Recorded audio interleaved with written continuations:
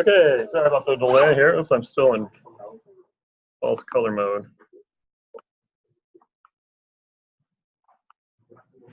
So we are starting up a new chapter today. This is not going to be on the next test. The next test is going to be on Tuesday of next week, though. I have a practice test with me. If you stick around, you can take it with you now, or I'll give it to you later, along with your homework from last week.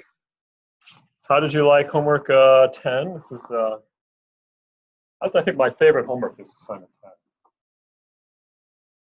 Just those machines. You thought it was easier? Yeah, but not if you use the method of sections. Keep that in mind. You know, a lot of people somehow their minds just stop on the method of joints. And there are problems where you got to do that method, because you got to do, like, when you got to do all of them. That's really tedious. But like on the exam, you're more likely to have a problem that'll be more easily solved using the method of sections. But you really got to know how that works, because if you didn't really do that on the homework, you're going to mess it up. I always get people that they just never learned it, like they shut off. I don't know why, because it's so much easier to do the method of sections. And that's kind of what we are doing today too. So you can kind of see how this actually works. It's very useful technique. But I just like the idea that you get these more complicated things. You don't really know. They're much more mysterious, these frames and machines. Alex? Homework's whatever the last four are. 7, 8, 9, and 10.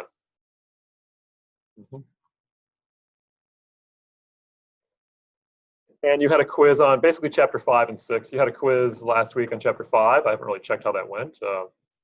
Hopefully that was fun. And there'll be another one on chapter 6 this weekend, so you'll be ready. Today we're doing internal forces, looking ahead, but it's also nice because it kind of sort of reviews what we did, because we're gonna cut a beam in half now instead of a truss, but it's the same principle, same ideas at work. And this actually ties together everything we've been sort of building up to at this point. We've been learning how to find the forces on members of structures, you know, either they're trusses or frames or machines. And once you know that force, what do you do with it? How do you use that to select the material that you want to use for your structure? And the answer is you have to take it one step further and now take those external forces that you figured out acting on each beam, and then go inside and figure out what are the internal forces that those external forces are going to be doing to that material. And then you can actually select the material that meets those performance requirements, kind of like what we learned in the materials engineering class, engineering 4. So this is the point where they kind of come together. And then there's also a follow-on class that many of you will take called Strength of Materials. I've never taken that, but it really kind of ties these together more directly, so that you really see how, you know, the material properties are going to be needed to make sure that the structure itself will be able to withstand all the forces acting on it. But we're going to zoom in on this today and just sort of look at a really particular case where you're trying to find the internal forces at a single point on a beam with a number of external forces acting on it. And what you do is you cut the beam in half, just like the method of sections with a truss. You cut the beam in half, and then when you do that, you're exposing the internal forces acting across that cut. And then you can actually solve them as if they're external forces. So that's the part. There are two types of internal forces for 2D systems. There are these three, like all you can really solve, which is nice. There's a shear force, a bending moment, and a normal force. The shear force is what I like to think of shear force is what happens when you actually cut something with shears, known as scissors. When you apply a shear force across a piece of paper, I don't know how to draw this very well. You're getting a blade basically pushing the two halves of the material in opposing directions. That's what shears do, and that's why a lot of things they separate real easily when you do that. You can use this on bolt cutters, right? Bolt cutters do the same thing. They apply a really strong shear force. You stick a bolt in, a long metal rod in this thing, and it does the same thing, and it breaks with very little force. That's a shear force. Bending moment is more when you think about structures, more familiar with the idea of things sagging.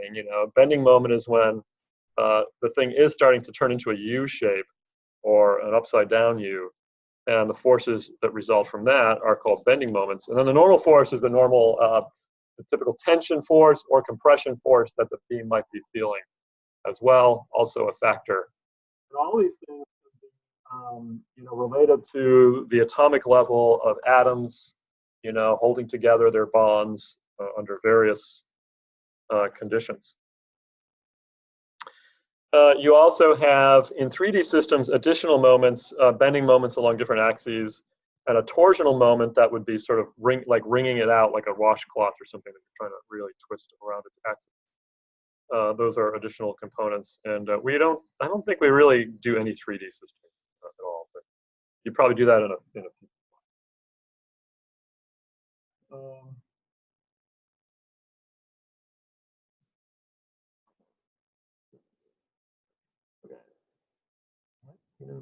this might roll and then all of a sudden roll would do that. What is up with that? They work just fine and then they don't. No. Gripe.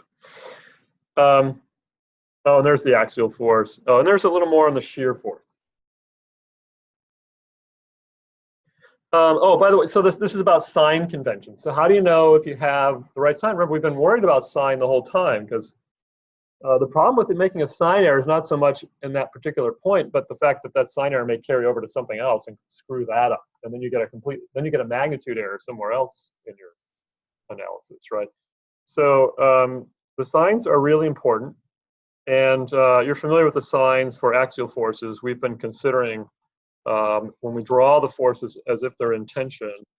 Then if it's positive, we can just say, yeah, that is in tension. If it's negative, we're going to say that's compression. Shear force is a little bit different. And this is, again, a source of confusion. With shear force, we call a positive shear force the direction that would cause this little chunk, this little beam section, to rotate clockwise. And you can see the shear force is what we call positive. If this is V equals plus 5, this is also V equals plus 5. These are both positive shear forces on either side of those pieces. If you're looking at a left side piece, a positive shear force is going down. If you're looking at a right side piece, a positive shear force is going up. Okay? And it's not hard. Again, think of a water wheel thing where you're thinking about how this thing is spinning. And like if you attach it here and you knock it that way, it's going to be spinning that way. If you attach it here and you knock it that way, it's going to be spinning like that. Those are both clockwise rotations of these sections, so we're going to call both of those shear directions positive.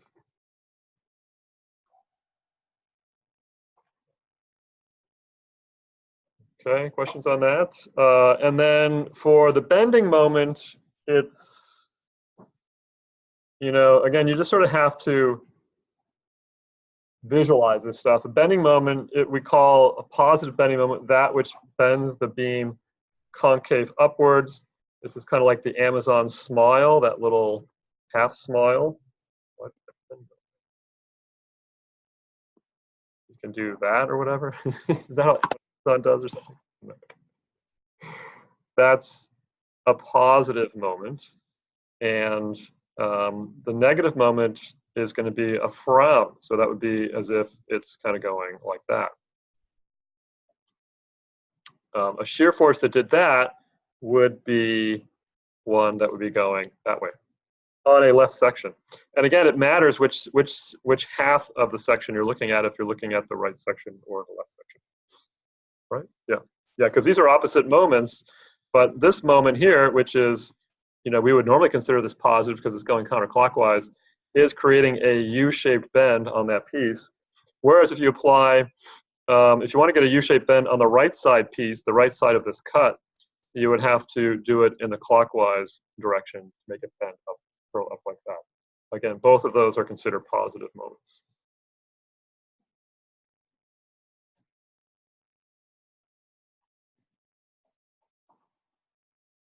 Okay, questions?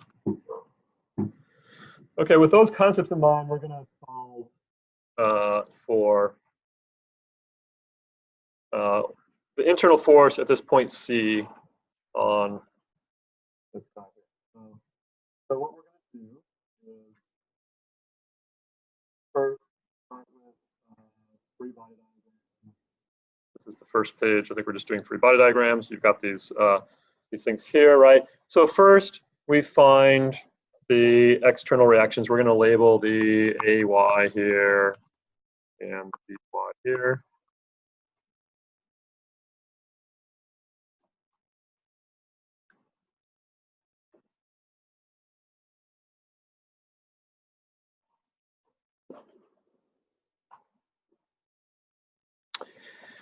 And so the first step is you solve for AY and BY. And if you do that, you're going to find that they are 1/4 F and 3/4 F, because there's this F force here. It's just a variable force F applied 3/4 of the way across the length of that beam at 3/4 L.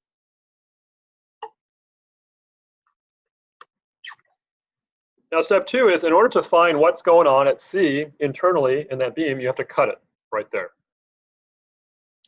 So you cut it at C, and then you draw the left half. Again, just like the method of sections for the truss, which I told people who were here at the beginning of the class, you really should master that before the test, the method of sections. It's important. It makes your life a lot easier on the test if you can know the method of sections.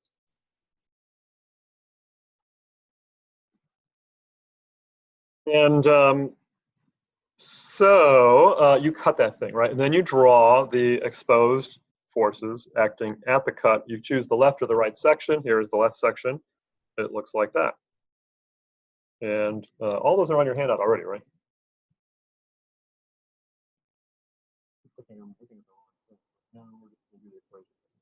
So I think I guess the equation for but I know how to do this. It's real easy. So so the first step is you free body diagram the whole structure. Let's just write these. The whole beam. And you solve for the external reactions.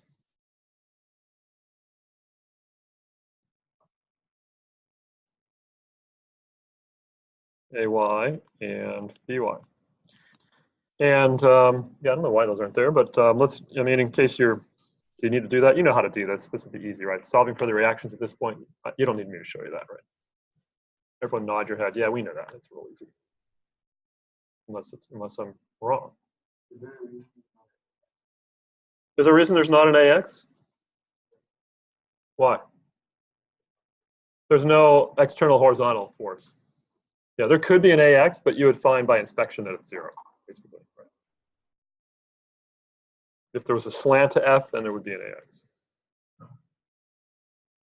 Right, so we could do some of the moments, you know, let's just do it anyway. Some of the moments at A equals 0, right, and that's going to equal, it's going to equal minus F times 3/4 L plus 3/4, oops, plus, sorry, BY times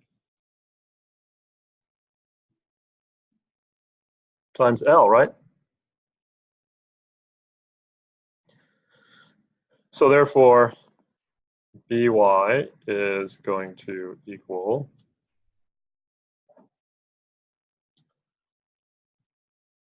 3/4 F. And therefore, AY is going to equal 1/4 F because of the sum of the X's, FY's.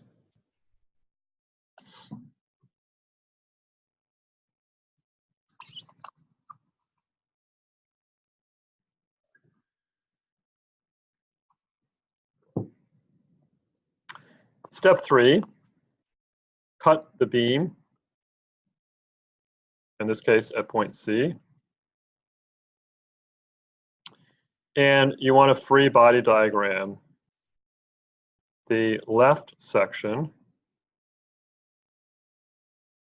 and you have to show the internal forces in their correct polarities, in their correct sign. So VC is pointing down because that's the direction a positive shear would be pointing. MC is clockwise, counterclockwise, because that's the direction that a positive bending moment would be pointing, rotating. And NC is to the right, which is what you would get if you had a tension normal force. So careful with directions.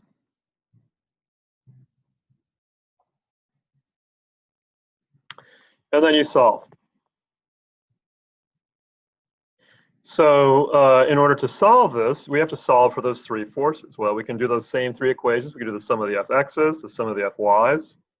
So we can say the sum of the fx's equals 0, and that means it's just NC, right? So that's done. The sum of the fy's equals 0 is going to equal, 1/4 f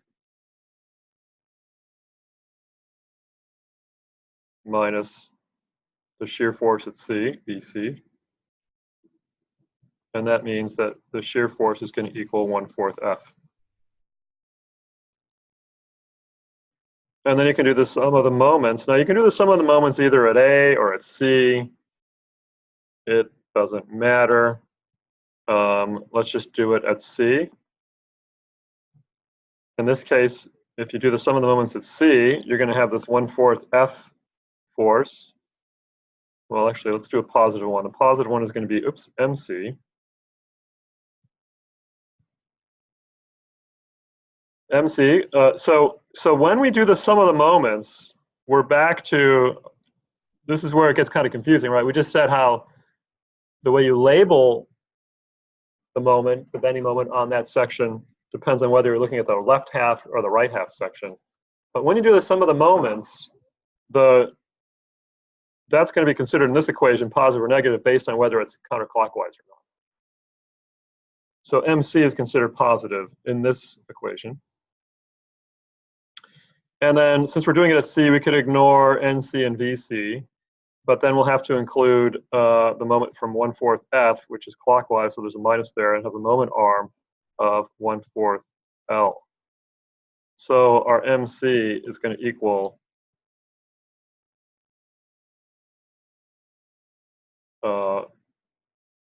1/16 FL.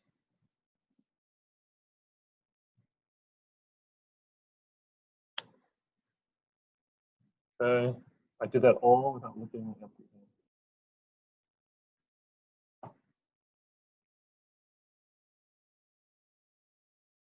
Okay, questions?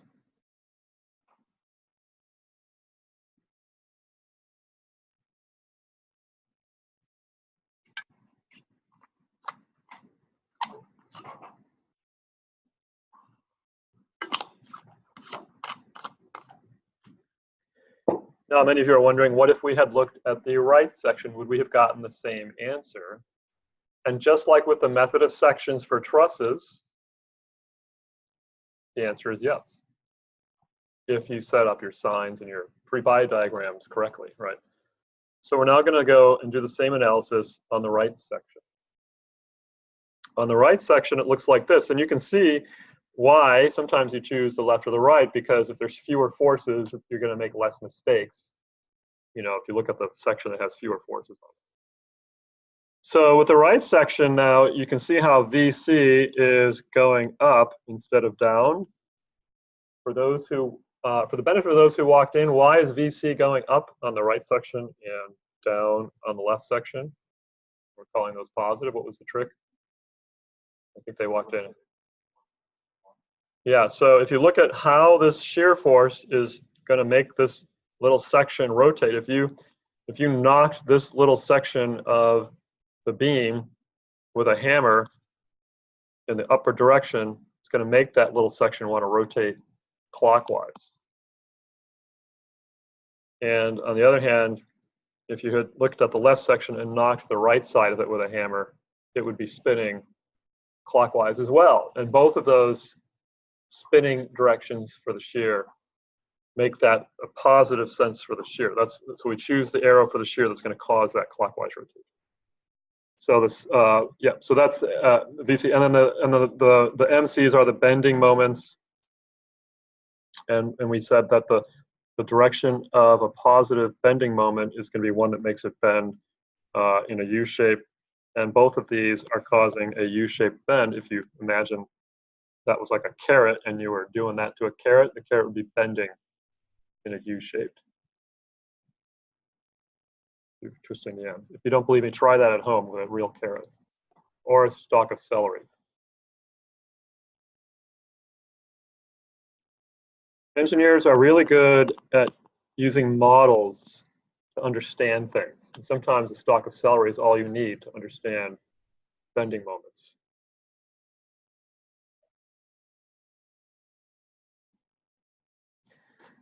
Sum of the fx equals 0 means on this section, well, there's no other normal force, so NC is 0, so that's done.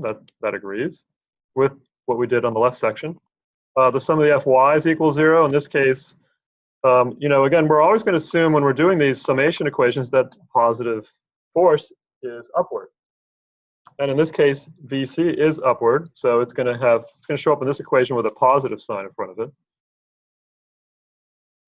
Just differently than the other one, although this was considered the direction for positive shear, when we did this, again, we assumed positive was going up. Our VC had to have a negative sign in front of it because actually it's pointing down, which is the direction of positive shear. I hope that's not too confusing. Anyway, so we have VC going up, and we have minus F going down, and we have plus 3/4 F going up. So that means VC equals 1/4 F, just like it did on the left section.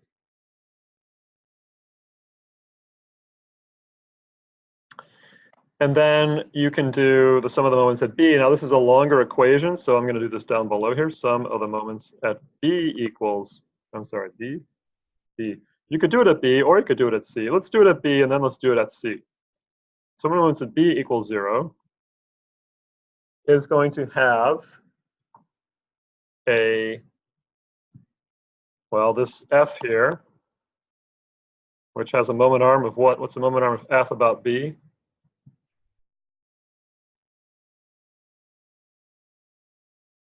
Yeah, 1/2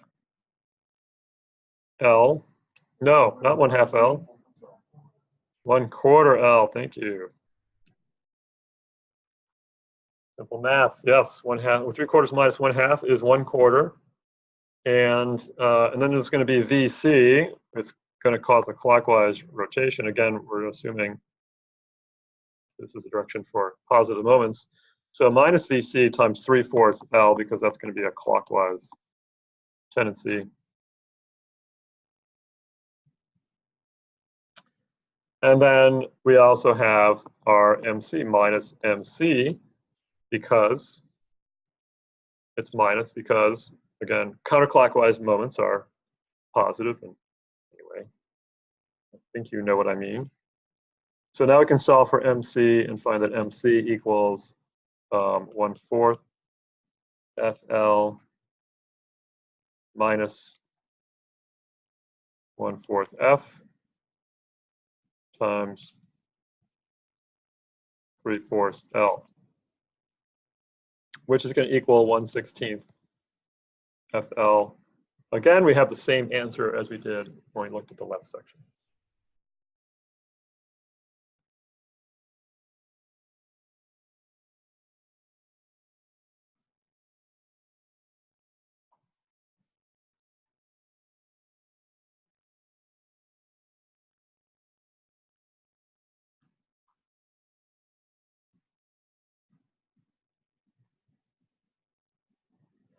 Okay, but what if we had decided to do the sum of the moments at C? Would that have thrown us off instead of the sum of the moments at B?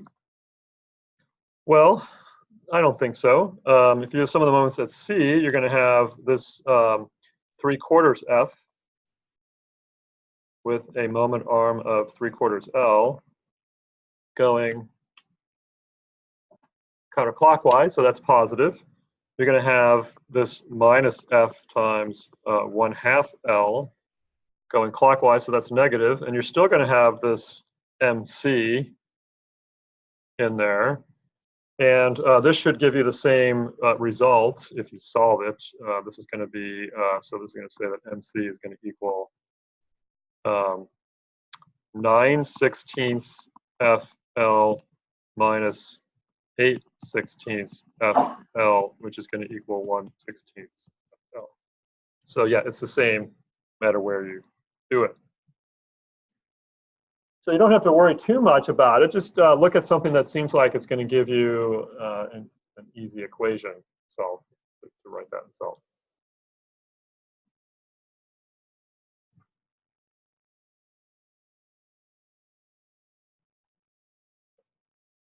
Okay, so that's the basic one. But unfortunately, of course, as everything happens with engineering, things get complicated in real life.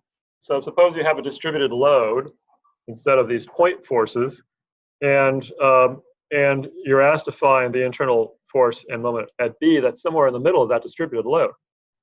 Okay, that's a little more complicated, and but it's still, you know, these tools that we've been developing are still very effective at solving it. So the first thing we're going to do is we're going to find the equivalent force of the distributed load.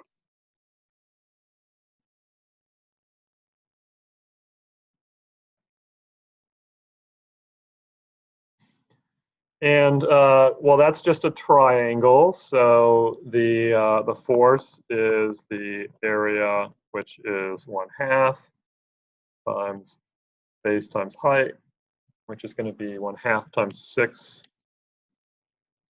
meters times 60 newtons per meter. And the centroid, the XF, the location of where that's applied is going to be at the centroid, where for a triangle, it's going to be 2/3 of the base away from the small end, the pointy end. So that's going to equal 4 meters. And this is going to be, what, 360 divided by 2, so it's going to be 180.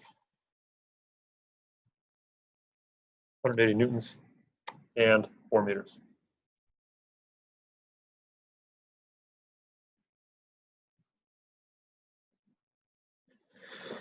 So that's great. Then you take your free body diagram and you label the effective force of that. Now, what's weird is that right? Wait a second, 180 newtons. Now there's something weird about this drawing. What's weird about this drawing? There's an error on this drawing. What's wrong with it? Is these? The arrow? No, that arrow is the effective force of the distributed load. AX? No, that's not wrong. I mean, you can put it there, it's just 0. What's wrong? Missing what? No. Okay, I'll tell you what's wrong. B, it changed. Because what's 2/3 times 6 meters? That's 4, that's XF. That's the point where the distributed load is applied, right? But B was originally said to be at 3 meters. So B is actually right over here. And you can X that out.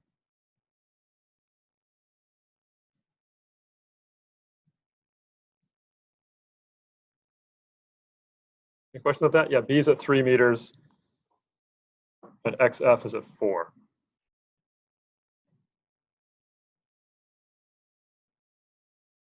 Okay, so step 2 is once you diagram that whole beam with the distributed load turned into its equivalent force, you can then find the reaction. And the reactions are the sum of the Fx equals 0. So that means so does AX. And the sum of the moments at A is going to be, you're going to have CY times 12 minus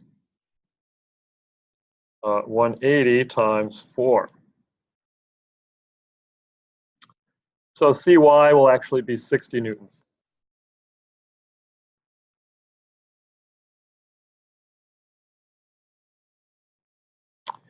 And then the sum of the FYs,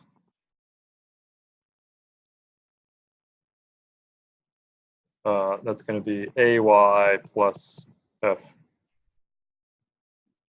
AY plus CY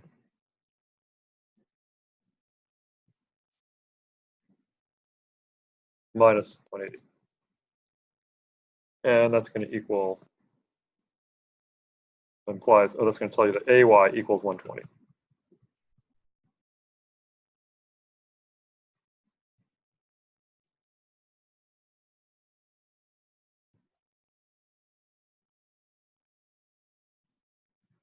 Okay.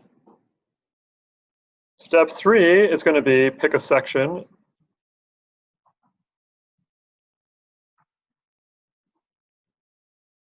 Well, I guess we should say, cut,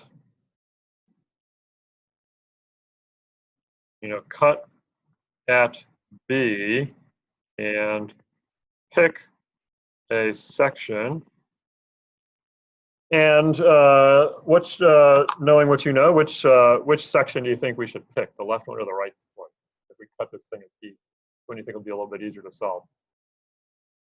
The right one, because there's not as much, there's a lot of empty space on it, or the left one? Actually, you haven't really seen this, but I'm going to go with the left one because it is simpler. But you are right to be cautious because it's a distributed load there. So how are we going to deal with that thing, right? But let us look at this thing. And oh, I guess it's on the next slide.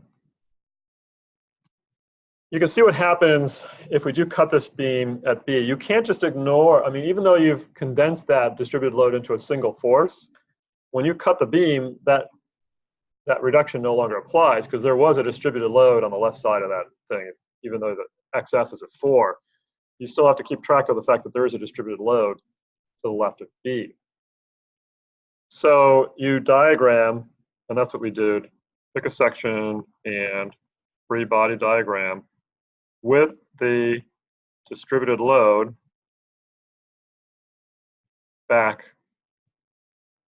in place, because it's not the same size distributed load. That's what we're doing on the next slide, and that's what that's doing. And so we draw that again, and now we add the internal forces. So let's do that too. Let's just say plus the internal forces. Okay, so that's all done right there.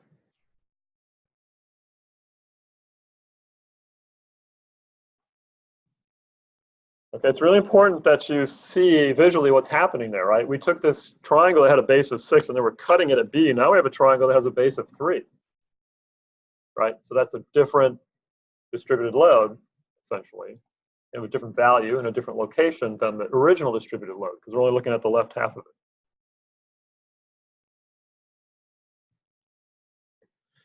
it. And we can say that the, sum of the fx's equals 0, meaning that the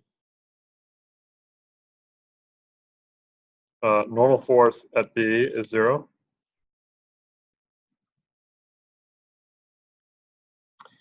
Then we have to take and condense this thing into another effective load, this new distributed load, and F is the area. And that is going to be 1/2 times base times height, always, for the triangle. And so that's going to be 1/2 times 3.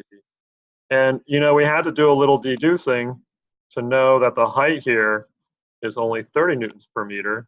because it's a triangle that went up to 60, and we're only going halfway there now, right? So you have to do a little bit of deduction there. So it's 1/2 times 3 times 30. So that's going to be 45 newtons. And the new xf is going to be where? At the centroid, which is what? 2. Going to be 2/3 of 3, which is 2 meters.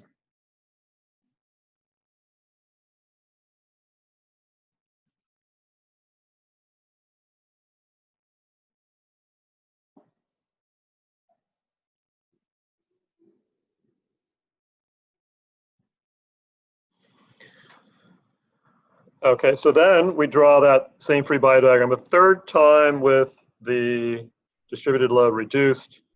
So that gives us this thing. And now we've set it up where we can do the solution for those internal forces finally. So we can say, all right, the sum of the Fy's equals 0. And in that case, it's going to be 120 minus 45 minus VB. So therefore, VB is going to equal 75 newtons. Sum of the m's. Now you could do the sum of the MA or the sum of the MB. We'll do the sum of the MA's. And that's going to be minus 45 for the VB, 45 times 3. Wait, what? No, that's 45 times 2. That's the effective force, and its moment arm is 2. Minus 45 times 2. And then we're going to have minus VB, which we already saw, but let's just write that down there. VB times 3. And then we're going to have plus RMB.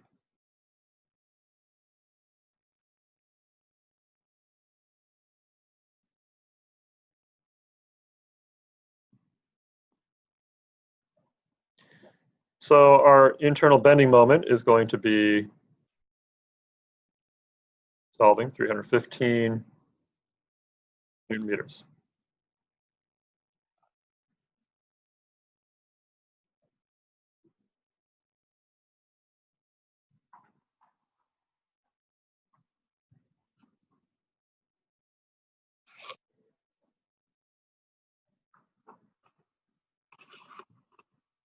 Questions? Yeah. Could we have done the moment about B instead of A? You sure could. So if you had done the sum of the moments about B, let's do that all as a group. What are some of the moments about B? Aziz, give me one of the, yeah, 120 times 3, positive or negative. Yep.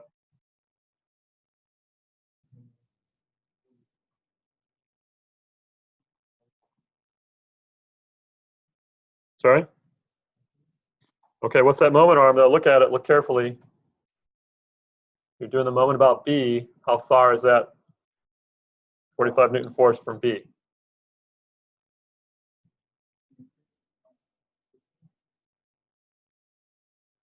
Yep.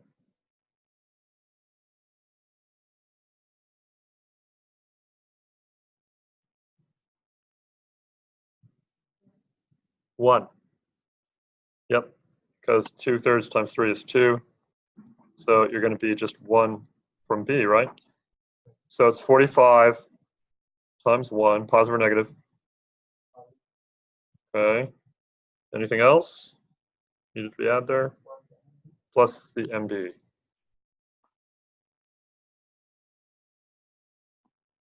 So MB is going to equal, was that 360 minus 45, which is 315.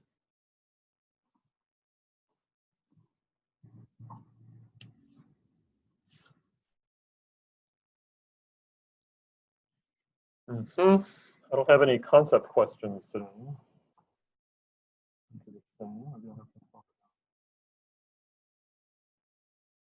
No. But maybe you have some concept questions. Any questions about all this? What it all means? Dylan?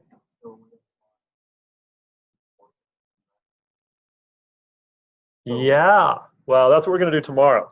So yeah, now you're immediately intrigued by this because you want to know, well, okay, so we found it at point C, but you know, if you're trying to design a beam, you kind of need to know where it is everywhere because it could be bigger somewhere else than C, right?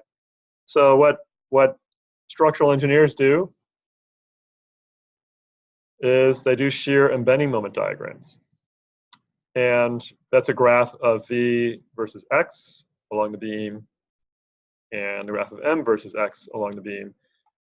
And that's going to make it a little more, you know, again, a little more complicated, becomes sort of algebraic and stuff. We'll be looking at that tomorrow. And then what's really interesting is I think it all,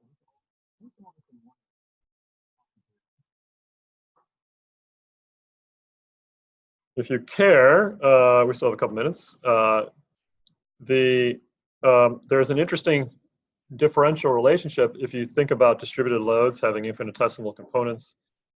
You can actually find these interesting relationships between these involving calculus. We'll be looking at that tomorrow. Actually, it turns out that the shear force is the integral area under the loading curve. And the bending moment is the integral, the area under the shear curve.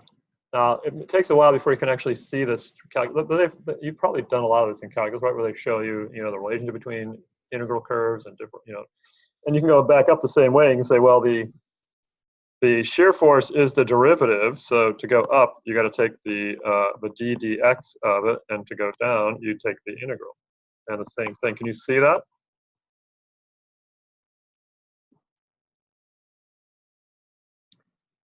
It's kind of easier to see the derivative, right? Because here the derivative is positive, and it's relatively large. So it starts off here, but then, you know, you can see the slope gets closer and closer to 0. That's where this crosses over here. And then it becomes negative. So now this the slope is negative after this point, which is why this is going below. And then it gets to a bigger number in the negative direction than it did in the positive direction because it's a steeper slope there, right? Can you see that? You get the same thing for triangle, right? It starts off with and it actually starts off at 240 because of this impulsive force of the reaction force there at A. It starts off with this thing because when you integrate, you know, you're already starting off with this initial value of 240. But then these negative ones are slowly diminishing the value until it crosses 0 and then goes negative, before it gets bumped up again by this last one. So at the very end, you're back at 0 when you add it all up. Pretty nifty, right? Yeah, we'll talk about that tomorrow.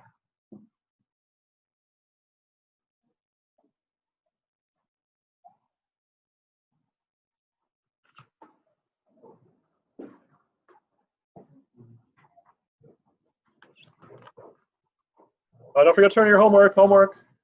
Any homeworks?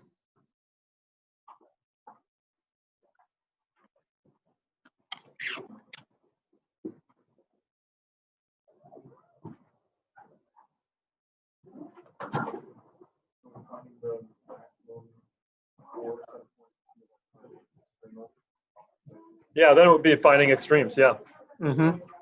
I mean, I think typically, I think there are computer software tools that will do this for you. Right. And you can write a program to do this. Yeah. Yeah, there's some nifty, you know, applets or apps that will, you just type in the forces and where they are, and it'll just do the diagram for you. But yeah, we'll be looking at those.